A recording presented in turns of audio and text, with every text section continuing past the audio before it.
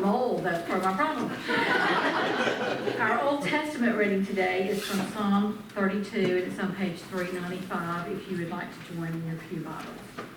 Blessed is he whose transgressions are forgiven, whose sins are covered. Blessed is the man whose sin the Lord does not count against him, and in whose spirit is no deceit. When I kept silent, my bones wasted away through my groaning all day long. For day and night your hand was heavy upon me. My strength was sapped, as in the heat of summer. Then I acknowledged my sin to you, and did not cover up my iniquity. And I said, I will confess my transgressions to the Lord.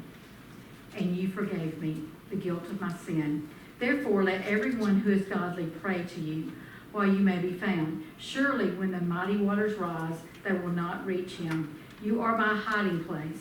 You will protect me from trouble and surround me with songs of deliverance. I will instruct you and teach you in the way you should go. I will counsel you and watch over you. Do not be like the horse or the mule, which have no understanding, but must be controlled by a bit and bridle, or they will not come to you. Many are the woes of the wicked, but the Lord's unfailing love surrounds the man who trusts in him. Rejoice in the Lord and be glad, you righteous. Sing, all you who are upright in heart.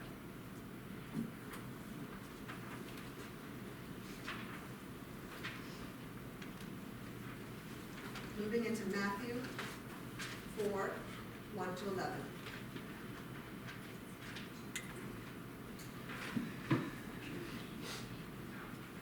When Jesus had been baptized, he went to the wilderness to fast and pray.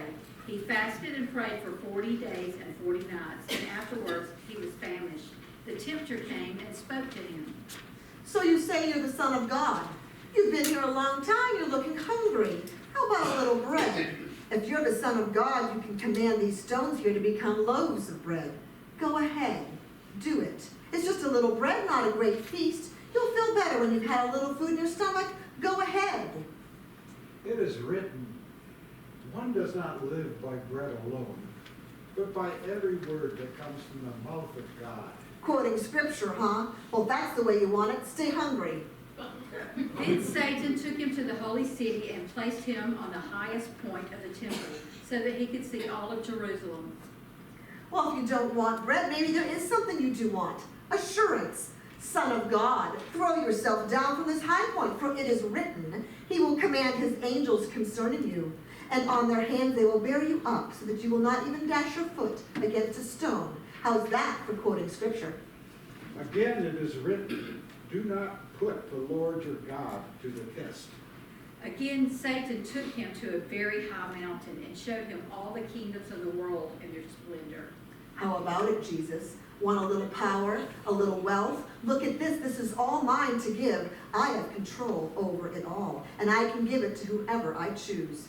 I choose to give it to you, and all you have to do is bow down and worship me. Nothing fancy, just a little spiritual commitment. You can have it all. Think of all you could do with this wealth. You'd never have to worry. You can take care of millions of people. After all, that's what you want to do, right? Just bow down and worship me. Get away from me, Satan, for it is written, worship the Lord your God and serve only him. And Satan shook his head and walked away for a time. And God's angels came and took care of Jesus. The word of the Lord. Thanks be to God. Well, today we enter into Lent, and we think about the scripture with the bread and the stones represented. But Lent has always been a bit of an enigma to me. I was raised in a town that was heavily populated by Catholics, and I was Baptist. And as Baptists, you don't have fish fries on Friday, and you don't go to confession or even say confessions. And we certainly didn't give up anything for Lent. The entire word and experience of Lent was foreign to me. And traditionally, I know that the 40 days of Lent represent the 40 days Jesus spent in the wilderness at the beginning of his ministry. And when Jesus was in the wilderness, he fasted from food quite a bit.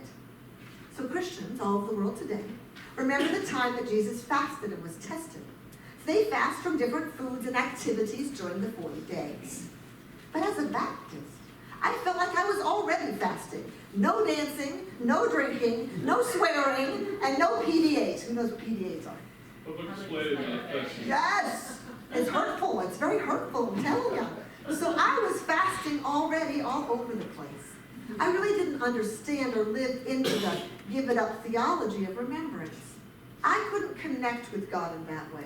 And perhaps many other people didn't connect with God in that way, which is why we offered the Ash Wednesday prayer stations this year. In our Ash Wednesday prayer stations, the objective as we walked around the room was to understand our deeper connection with God, to realize that from our birth to our death, God is with us. These stations made an impact on a lot of people as they read the scripture, as they prayed, as they touched the objects in front of them, as they participated in the activity at the station. It made them think harder, dig deeper into their relationship with God. Then comes today, the first Sunday in Lent. As I've already shared, we've always understood the 40 days of Lent to be a time of fasting or giving up. But the number 40 itself is quite significant. 40, the days and nights in the story of Noah in the book of Genesis. 40, the days and nights of the book of Kings where Elijah fasted in the desert before he got his new commission from God. 40, in the book of Exodus, 40 years to do what? Walk in the wilderness, right till they found a promised land. Now, because of my black sheep upbringing as a Baptist in a land where I felt like an outsider, I now like to think of Lent a little bit differently than a time for giving up or a time for fasting. I believe that Lent gives us an opportunity to renew or enrich our commitments to faithful Christian living. And yes, and truly, if you get down to brass tacks, Lent calls us to focus not so much on what we are doing, but Lent calls us to focus on Jesus. And right now, the text in front of us that we read, that we experienced today, encourages us to definitely think about Jesus and his trials and his tests. Because how many of us humans would have fasted for 40 days and wouldn't want the bread in front of us? I would have particularly wanted it if Kathy made it. Absolutely. The trials that Jesus faced are one that we can identify with. Most are trials of the human sort. The need to feed our bodies, the desire for things of pleasure, and the desire for power, or at least control over certain situations and things. And how many of you notice what's happening right now with the commercials during this period of Lent? Commercials and online ads. What are you seeing a lot of? Campaigns, yes, of course, yes. Lent, doesn't Lent, probably not, but campaigns, yes. Anything else you're seeing about change? I'm seeing a lot of it online particularly. Dieting. Oh, right? always. It's always, yeah, but it's coming up like really big because they want to sell their products during 40 days. Because people are thinking about changing a lifestyle.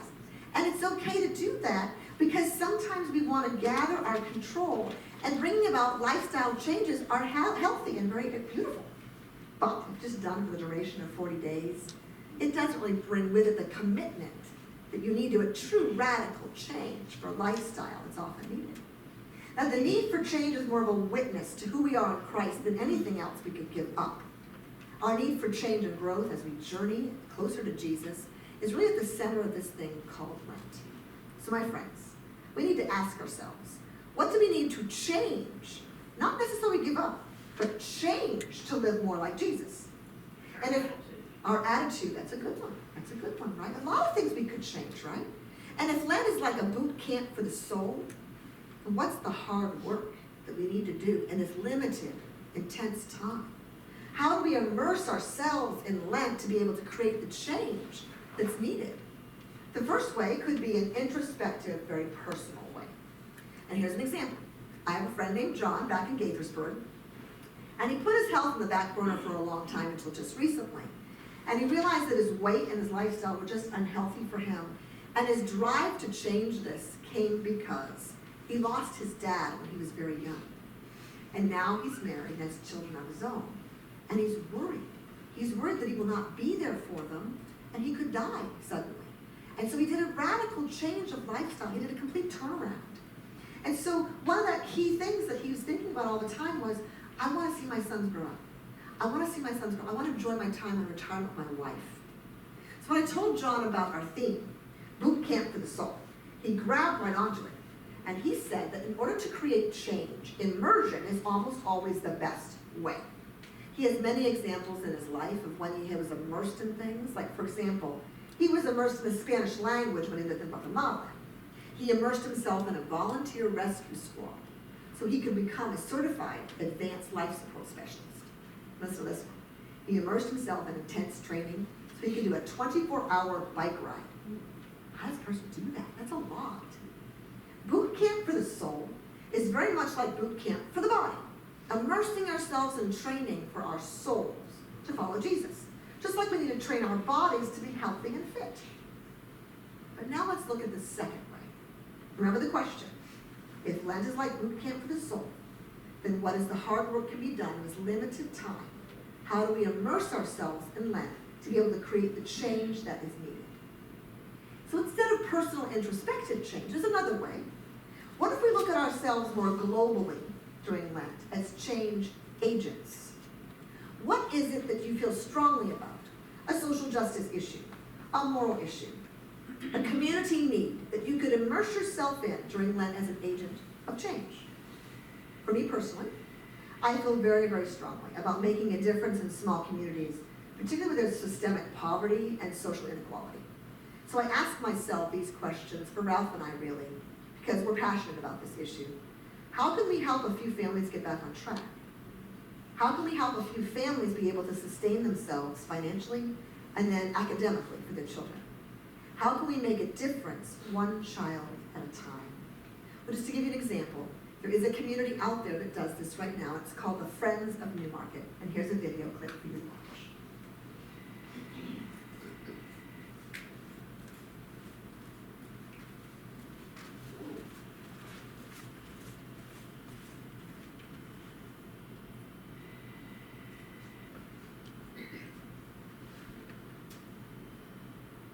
We hope.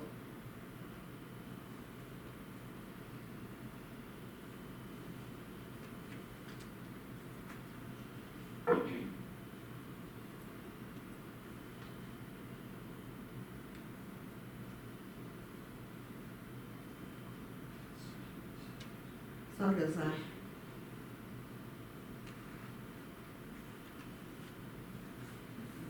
Do we need to reboot?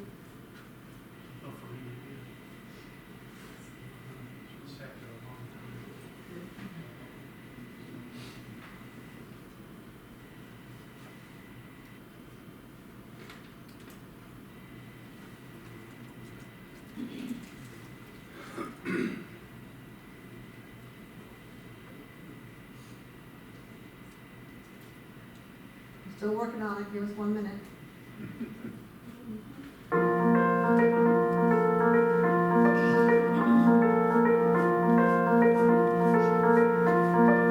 My mom tries her best, but I never really know where she is or when she will be back.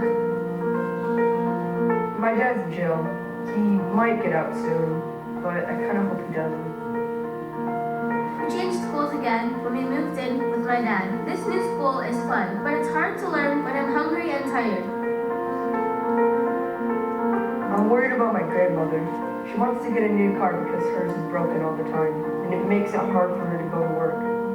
When she's gone, I take care of my little sister and have to get her ready for bed at night. I used to see things that scared me, but I don't let anyone scare me anymore. At Friends of Newmarket, we often see children who are cheerful but worried, kids who are incredibly smart but distracted or weary. We long to give these children stability, to let them know how valuable they are, and walk with them as they reach their potential. In our community, people struggle through many things: family issues, substance abuse, lack of employment, or physical abuse. Sometimes there are signs that are obvious, sometimes they're hidden. Breaking these cycles alone can be difficult, and it takes a community of people who invest in not only easing a family's physical hardships, but also in meeting their spiritual, emotional, and educational needs. With our work in Newmarket Elementary and Walnut Grove Elementary, we've already begun to see a difference. We call it summer slide. When kids end in the spring at a certain level of achievement, and then when they return in the fall, you see a little bit of a reduction, a little loss. So with Friends of Newmarket helping us get the grant to provide a summer program for our kids, not only did we counteract that summer slide, we actually saw growth.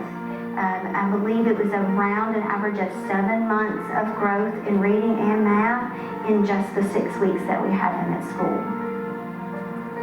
Not only academically did they grow, but just socially and emotionally this summer. There's several of those students every day. I'm just like, I can't believe the child they are today.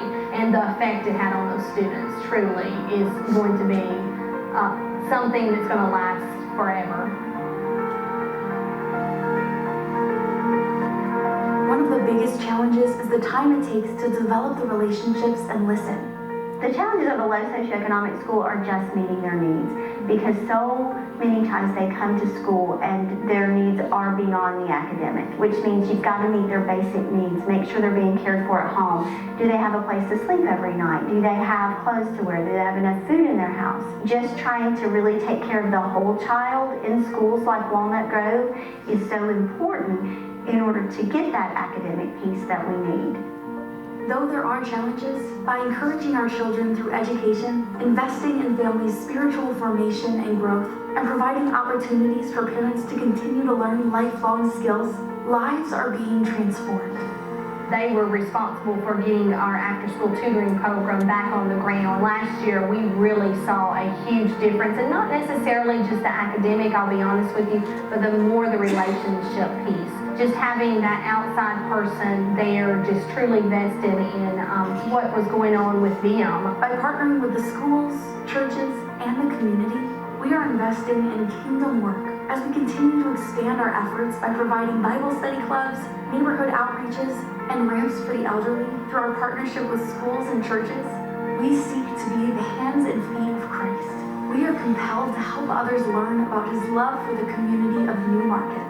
We're just really looking forward to building on what we've started this first year. I don't have to worry when I'm working with them, because I know that they have such a high standard of service that it will meet or exceed any of my expectations.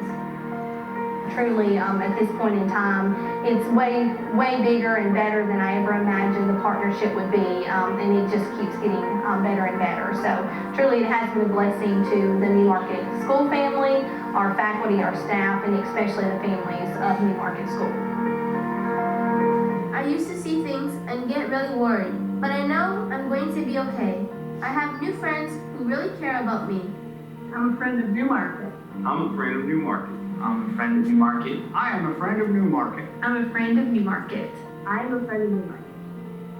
It takes a community of people working together to accomplish the work He has called us to do. To learn more or get involved, please visit friendsofnewmarket.org.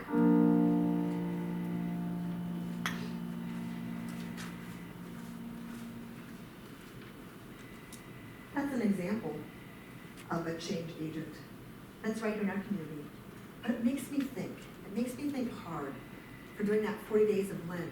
How can we all participate in something as agents of change? And I think we need to be thinking about that all the time. Hello.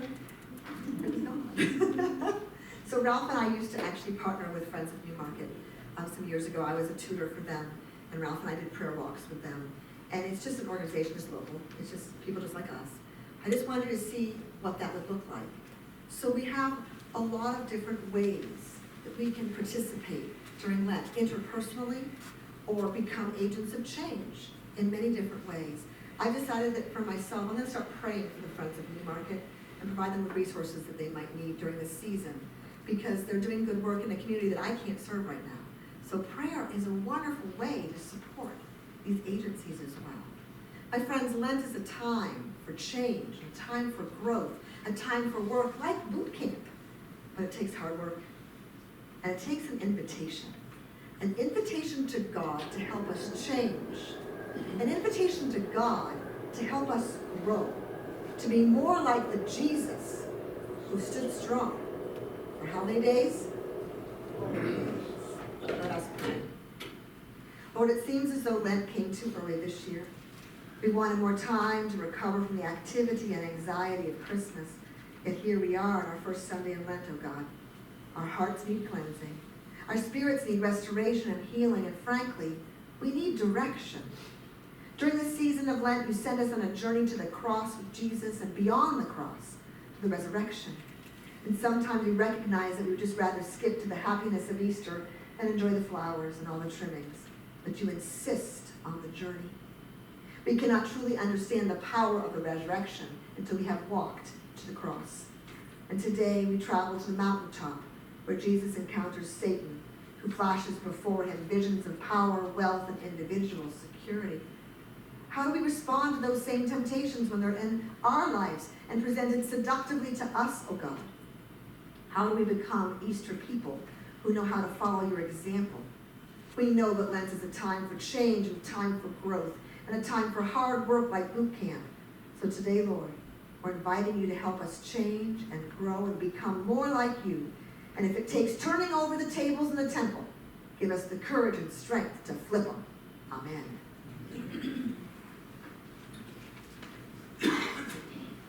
Well, should you just turn on another couple lights for us? Thanks. So now comes a time in our service where we talk about prayers, prayers for the sick, prayers for the needy, prayers of joy, prayers of concern. Does anyone have any prayers they'd like to share today? Yes. My brother Roy, his tumor is growing back. And he started treatment. Did he? Oh, honey, we've been in such prayer for Roy. Roy cleans the church for us.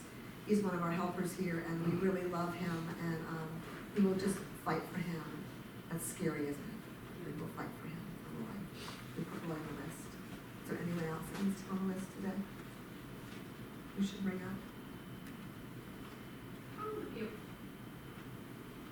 thanks for Tenant and Diane and the daughter. It's been Kimberly, she starts a new life on Tuesday, and the support that her parents have given. Absolutely. So we'll have a wedding in here Tuesday morning. Interesting that we have a funeral on Sunday and a wedding on Tuesday. God works in amazing ways, doesn't he? So we have Kimberly and Ken, her beloved, up in prayer today. Good idea, yes. Anyone else today? Yes, Brandon? My aunt, who's been sick for a little while, I haven't mentioned her much. Her name is Florence. She passed away yesterday. So just prayers of comfort for myself and my family, especially my mother. Yes. Yes, exactly. It's her sister, right? Yes.